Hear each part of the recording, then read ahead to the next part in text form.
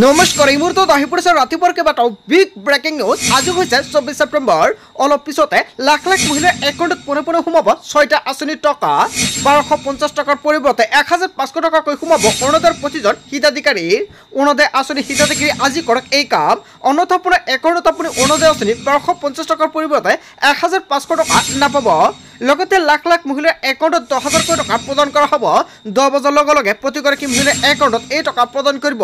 1 অক্টোবৰৰ পৰা ৰাজ্যৰ প্ৰতিগৰাকী মহিলাৰ একাউণ্টত কেইবাটাও আঁচনিৰ টকা ৰিলিজ কৰা হ'ব। নতুন আঁচনিৰ টকা প্ৰদান কৰা হ'ব আপোনাৰ একাউণ্টত। লগতে 1 অক্টোবৰৰ পৰা কেইবাটাও নতুন নিয়ম সলনি হ'ব। লগতে কেইবাটাও ৰাজনৈতিক খবৰৰ লগতে অৰাজনৈতিক খবৰ যুগুত কৰা হৈছে আজিৰ দিনটোত। গোটেই অসম তথা ভাৰতৰ বিভিন্ন প্ৰান্তৰ পৰা যুগুত হৈছে কেইবাটাও ডাঙৰ খবৰ। এনেবোৰ খবৰ নিতৌ পাই থাকিবলৈ চেনেলটি ছাবস্ক্ৰাইব কৰি ভিডিঅ'টো এটা লাইক কৰিবলৈ নাপাহৰিব। আজিৰ আমাৰ প্ৰথম খুবেই গুৰুত্বপূৰ্ণ খবৰ হৈছে অসমবাসীৰ বাবে এটা ডাঙৰ খবৰ। 1250 টকাৰ পৰিৱৰ্তে লাভ কৰিব 1500 টকা। অৰুণোদয় আঁচনিৰ হিতাধিকাৰী আজি কৰক এই কাম। অন্যথা আপোনাৰ একাউণ্টত আপুনি টকা নাপাব। জানুৱাৰী মাহৰ পৰা মহিলাসকলৰ একাউণ্টত সোমাব বৰ্ধিত ধন। 1250 টকাৰ পৰিৱৰ্তে 1500 টকা সোমাব মহিলাসকলৰ একাউণ্টত। জানুৱাৰীৰ পৰা গেছ চিলিণ্ডাৰ ক্ৰয় কৰিলে 250 টকাকৈ পাব ৰাজসাহায্য। অৰুণোদয়ৰ ধনৰ লগতে 250 টকাকৈ সোমাব ৰাজসাহায্য। সৰ্বমুঠ 1500 টকা লাভ কৰিব প্ৰতিগৰাকী হিতাধিকাৰী।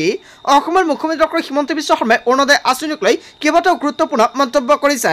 25 ছেপ্টেম্বৰৰ বাবে সাজু হওক অৰুণোদয় আঁচনিৰ হিতাধিকাৰীসকল। লাখ লাখ অৰুণোদয় হিতাধিকাৰী একাউণ্টত সোমাব চৰকাৰী ধন। এইবাৰ অৰুণোদয় আঁচনিত ধন পাব 25 ছেপ্টেম্বৰত। প্ৰত্যেক মাহৰ 10 তাৰিখত অৰুণোদয় আঁচনিৰ টকা চৰকাৰে প্ৰদান কৰিছে। তাৰপিছত 14 তাৰিখে প্ৰদান কৰিলে। এতিয়া চৰকাৰে 25 ছেপ্টেম্বৰত প্ৰদান কৰিব অৰুণোদয় 2.0, অৰুণোদয় 3.0 টকা। ৰাজ্য চৰকাৰৰ তৰফৰ পৰা কৰিলে ডাঙৰ ঘোষণা। ৰাজ্যৰ জনসংযোগ বিভাগে জাৰি কৰিছে জৰুৰী জাননী। অৰুণোদয় আঁচনিৰ সমান্তৰালকৈ গেছ ক্ৰয় কৰা প্ৰতিগৰাকী মহিলাই পাব অতিৰিক্ত 250 টকাকৈ। যদি আপুনি এতিয়ালৈকে অৰুণোদয় আঁচনিৰ লগত আপোনাৰ ঘৰত যদি LPG গেছ আছে, যদি আপুনি লিংক কৰা নাই অতি শীঘ্ৰে লিংক কৰক। অন্যথা আপোনাৰ একাউণ্টত 250 টকা অতিৰিক্ত আপুনি নাপাব। অসমৰ মুখ্যমন্ত্ৰী ডক্টৰ হিমন্ত বিশ্ব শৰ্মাই সকলোকে লিংক কৰিবলৈ আহ্বান জনাইছে। আৰু আজিৰ ভিডিঅ'টো সকলোৱে বেছিকৈ শ্বেয়াৰ কৰি দিয়ক। মাজত মাত্ৰ কেইটামান ঘণ্টা বাকী আছে। তাৰপিছতে পোনে প্ৰতিগৰাকী হিতাধিকাৰী একাউণ্টত 1250 টকা সোমাবলৈ আৰম্ভ হৈ যাব। তাৰপিছত অসমবাসী ৰাজুক জনাইছে আমাৰ পৰৱৰ্তী খুবেই গুৰুত্বপূৰ্ণ খবৰ। লগতে ডাঙৰ খবৰ 1 নৱেম্বৰৰ পৰা মেট্ৰিক পৰীক্ষাৰ্থীয়ে পাব প্ৰত্যেক মাহতে 300 টকা। ছাত্ৰ ছাত্ৰী মেট্ৰিক পৰীক্ষা পৰ্যন্ত পাব এই ধনৰাশি। মেট্ৰিক ফৰ্ম ফিলাপতে লোৱা হ'ব বেংক একাউণ্ট। হয় বন্ধু বান্ধৱীসকল, ছাত্ৰ ছাত্ৰীৰ বাবে ভাল খবৰ আহি পৰিছে। এই ধৰণে পৰীক্ষাৰ বাবে যাৱতীয় কিতাপ কিনিব পাৰিব শিক্ষাৰ্থীয়ে। পৰীক্ষাৰ্থীগৰাকীয়ে পুষ্টিকৰ খাদ্য খাবলৈ পাব এই ধৰণে। পৰীক্ষাৰ বাবে সাজু হ'বৰ বাবে পৰীক্ষাৰ্থীসকলৰ বাবে এই প্ৰদান কৰা হ'ব ধনৰাশি। মেট্ৰিক পৰীক্ষা 10 অক্টোবৰত ৰেজিষ্ট্ৰেশ্যন শেষ সময়সীমা। হয় বন্ধু বান্ধৱীসকল, 10 অক্টোবৰৰ আগতে ৰেজিষ্ট্ৰেশ্যন কৰিব লাগিব। আৰু ৰেজিষ্ট্ৰেশ্যনৰ সময়ত আপোনাৰ দিব লাগিব বেংক একাউণ্ট। বেংক একাউণ্ট দিলে প্ৰত্যেক মাহতে 300 টকা আপুনি লাভ কৰিব। 1 নৱেম্বৰৰ পৰা মেট্ৰিক পৰীক্ষাৰ্থীয়ে পাব 300 টকা। আৰু অক্টোবৰ মাহতে আবেদন কৰিব লাগিব। নৱেম্বৰৰ পৰা আপোনাৰ একাউণ্টত পুনৰ সোমাব এই টকা। তাৰপিছত অসমবাসী ৰাজুক জনাইছে আমাৰ পৰৱৰ্তী খুবেই গুৰুত্বপূৰ্ণ খবৰ। লগতে ডাঙৰ খবৰ, বৃদ্ধি পালে গাঁও প্ৰধানসকলৰ দৰমহা। 1 অক্টোবৰৰ পৰা 14,000লৈকে দৰমহা বৃদ্ধি পাব প্ৰতিজন গাঁওবুঢ়াৰ। ৰাজ্য চৰকাৰৰ কেবিনেটে কেইবাটাও গুৰুত্বপূৰ্ণ সিদ্ধান্ত গ্ৰহণ কৰিছে। গাঁও প্ৰধানসকলৰ দৰমহা 9,000 টকাৰ পৰা 14,000 টকালৈকে বৃদ্ধি হ'ব। অসমৰ মুখ্যমন্ত্ৰী ডক্টৰ হিমন্ত বিশ্ব শৰ্মাই ইয়াক লৈ বৃহৎ মন্তব্য কৰিলে। তাৰপিছত অসমবাসী ৰাজুক জনাইছে আমাৰ পৰৱৰ্তী খুবেই গুৰুত্বপূৰ্ণ খবৰ। লগতে ডাঙৰ খবৰ, ৰাজ্যৰ লাখ লাখ অংগনবাড়ী কৰ্মী সহায়িকাৰ বাবে আহি গৈছে ডাঙৰ খবৰ। 1 অক্টোবৰৰ পৰা বৃদ্ধি পাব অংগনবাড়ী কৰ্মী সহায়িকাৰ দৰমহা। 8,000 টকালৈকে বৃদ্ধি পালে অংগনবাড়ী কৰ্মী সহায়িকাৰ দৰমহা। ৰাজ্য চৰকাৰ আৰু কেন্দ্ৰই দিয়া দৰমহা প্ৰায় সমপৰ্যায়ৰ হ'ব। ৰাজ্যৰ লাখ লাখ অংগনবাড়ী কৰ্মীৰ বাবে মুখ্যমন্ত্ৰী ডক্টৰ হিমন্ত বিশ্ব শৰ্মাই বৃহৎ ঘোষণা কৰিলে। দৰমহা বৃদ্ধিৰ লগতে এককালীন সাহায্য লাভ কৰিব অংগনবাড়ীৰ কৰ্মীসকলে। ৰাজ্যৰ লাখ লাখ অংগনবাড়ী কৰ্মী সহায়কৰ বাবে মুখ্যমন্ত্ৰী ডক্টৰ হিমন্ত বিশ্ব শৰ্মাই বৃহৎ মন্তব্য কৰিলে। তাৰপিছত অসমবাসী ৰাজুক জনাইছে আমাৰ পৰৱৰ্তী খুবেই গুৰুত্বপূৰ্ণ খবৰ। লগতে ডাঙৰ খবৰ, ৰাজ্যত শীঘ্ৰে আৰম্ভ হ'ব 5খন নতুন আঁচনি। অতি শীঘ্ৰে মুকলি কৰা হ'ব অৰুণোদয় 3.0।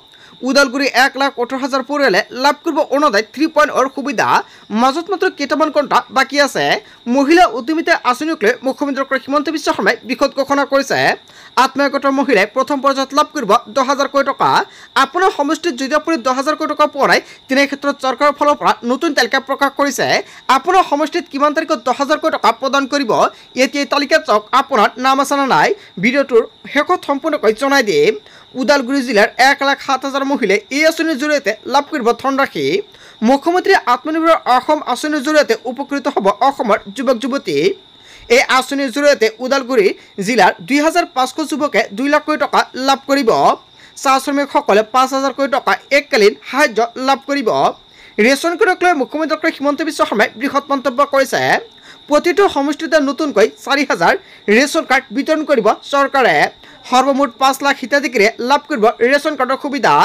অসমৰ মুখ্যমন্ত্ৰী ডক্টৰ হিমন্ত বিশ্ব শৰ্মাই সংবাদমেল যোগে বৃহৎ মন্তব্য কৰিছে তাৰ পিছত অসমবাসী ৰাজক জনাইছে আমাৰ পৰৱৰ্তী খুবেই গুৰুত্বপূৰ্ণ খবৰ লগতে ডাঙৰ খবৰ জিলাই জিলাই বিতৰণ হৈ আছে লাখপতি বাইদেউৰ ধনৰাশি সাজু হওক টকা ল'বলৈ মহিলাসকল 25 ছেপ্টেম্বৰত বিশ্বনাথৰ মহিলাই পাব ধনৰাশি 26 ছেপ্টেম্বৰত জোনাইৰ মহিলাই পাব চৰকাৰী ধন 27 ছেপ্টেম্বৰত তিনিচুকীয়াৰ মহিলাই পাব টকা অসমৰ মুখ্যমন্ত্ৰী ডক্টৰ হিমন্ত বিশ্ব শৰ্মাই প্ৰত্যেকটো সমষ্টিত 10,000 কোটি টকা বিতৰণ কৰি আছে যদি আপোনাৰ সমষ্টিত আপুনি 10,000 কোটি টকা পোৱা নাই তেনে ক্ষেত্ৰত কমেণ্ট কৰি জনাই দিয়ক আপোনাৰ কোনটো সমষ্টি 28 ছেপ্টেম্বৰত ৰংসংগৰ মহিলাই পাব 10,000 কোটি টকা অসমৰ মুখ্যমন্ত্ৰী ডক্টৰ হিমন্ত বিশ্ব শৰ্মাই এইকেইটা সমষ্টিত 10,000 কোটি টকা প্ৰদান কৰিব আৰু অক্টোবৰ মাহত চৰকাৰে নতুন তালিকা প্ৰকাশ কৰিব যদি আপুনি আপোনাৰ সমষ্টিত 10,000 কোটি টকা পোৱা নাই তেনে ক্ষেত্ৰত অক্টোবৰ মাহত আপোনাৰ সমষ্টিত আপুনি 10,000 কোটি টকা লাভ কৰিব প্ৰত্যেকটো মাহতে অসমৰ মুখ্যমন্ত্ৰী ডক্টৰ হিমন্ত বিশ্ব শৰ্মাই প্ৰতিটো সমষ্টিত 10,000 কোটি টকা বিতৰণ কৰিব অসমৰ মুখ্যমন্ত্ৰী ডক্টৰ হিমন্ত বিশ্ব শৰ্মাই আত্মীয় গোটৰ প্ৰতিজন মহিলাৰ একাউণ্টত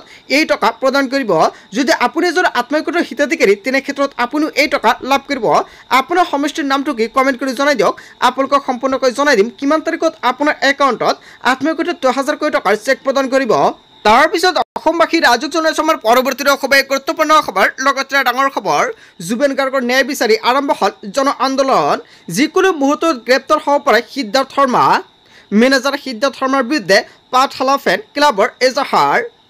ক্লাবৰ এজাহাৰত বহুকেইটা ডাঙৰ ডাঙৰ অভিযোগ উত্থাপিত কৰিছে মেনেজাৰ সিদ্ধাৰ্থ শৰ্মাই কিদৰে লাখ লাখ টকা আহৰণ কৰিছে এনেকুৱাকৈ কেইবাটাও গুৰুতৰ অভিযোগ উত্থাপিত কৰিছে সিদ্ধাৰ্থ শৰ্মাৰ আয়ৰ উৎস কি আছিল শীঘ্ৰেই সিদ্ধাৰ্থ শৰ্মাৰ ওপৰত ব্যৱস্থা গ্ৰহণৰ দাবী তুলিছে পাঠশালা জুবেন ফেন ক্লাবে পাঠশালা আৰক্ষী থানাত ফেন ক্লাবে দাখিল কৰিছে এজাহাৰ ইফালে জাতীয় নাৰী বাহিনীয়েও দাখিল কৰিছিল এজাহাৰ জাতীয় নাৰী বাহিনীৰ এজাহাৰত সঞ্জীৱ নাৰায়ণ আৰু শেখৰ জ্যোতি গোস্বামীৰ নাম উল্লেখ কৰা হৈছিল জুবেন গাৰ্গৰ মৃত্যুৰ সমগ্ৰ ঘটনা তদন্ত কৰি আছে CIDয়ে ঘটনাত জড়িত কোনো লোক হাৰি যাব নোৱাৰিব হয় বন্ধু-বান্ধৱীসকল এটা বিগ আপডেট আহি পৰিছে ইয়াতে আপুনি ভিডিঅ'টো বেছিকৈ শ্বেয়াৰ কৰি দিয়ক তাৰ পিছত অসমবাসী ৰাজক জনাইছে আমাৰ পৰৱৰ্তী খুবেই গুৰুত্বপূৰ্ণ খবৰ লগতে ডাঙৰ খবৰ সিদ্ধাৰ্থ শৰ্মা অভদ্ৰ মানুহ বুলি আশা দিয়া হৈছে যুৱতী মহিলাক অত্যন্ত দুৰ্ব্যৱহাৰ কৰে পিলনীয়া বস্তুৰ দৰে ব্যৱহাৰ কৰে বুলি মন্তব্য কৰিছে শ্যামকনু মহন্তই নৰ্থ ইষ্টৰ শিল্পীক প্লেটফৰ্ম দিয়াৰ নাম